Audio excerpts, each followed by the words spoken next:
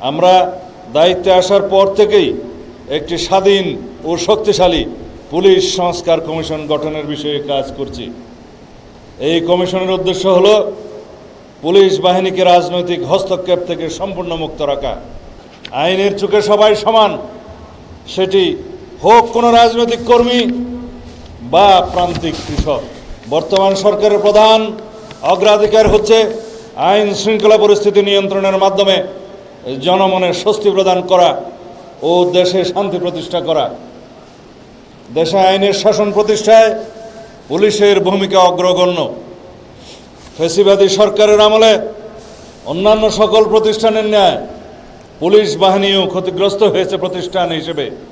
সেই সময়ের ভঙ্গুর অবস্থা থেকে ক্রমান্বয়ে পুলিশ আজকের এই পর্যায়ে উন্নীত হয়েছে। বর্তমান সরকার বিশ্বাস করে পুলিশ কোনো বিশেষ দলের বা গোষ্ঠীর লাঠিয়াল বাহিনী নয়, বরং পুলিশ হবে জনগণের অকৃত্রিম বন্ধু। আমাদের নির্বাচনী ইশতেহারে আমরা দ্ব্যর্থহীনভাবে ঘোষণা করেছি জননিরাপত্তা নিশ্চিত করা এবং পুলিশ বাহিনীকে দলীয় প্রভাবমুক্ত করে একটি আধুনিক, সেবাধর্মী ও মানবিক সংস্থায় রূপান্তর করাই আমাদের মূল লক্ষ্য।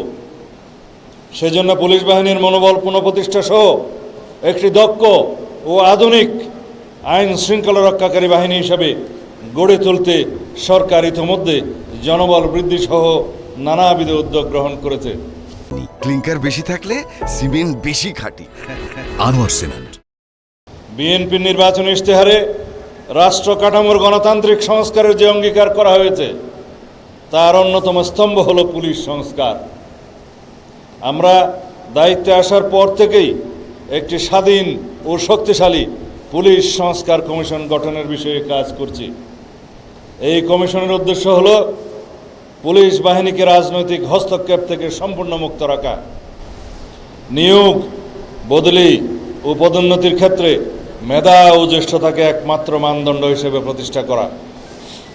ব্রিটিশ আমলের সেকেলে পুলিশ আইন পরিবর্তন করে সময় উপযোগী এবং জনবান্ধব আইন প্রণয়ন করা।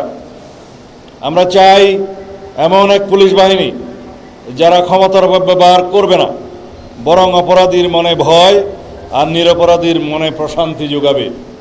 এই সংস্কার প্রক্রিয়ার সুফল ভোগ করবেন আপনারা এবং আপনাদের মাধ্যমে দেশবাসী এক নূতন পুলিশিং ব্যবস্থার স্বাদ পাবে। প্রিয় নবীন কর্মকর্তাবৃন্দ, জনগণের সেবক হন। সাধারণ মানুষ যখন থানায় আসে তারা যেন আপনাদের মধ্যে সেবার মানসিকতা দেখতে পায়।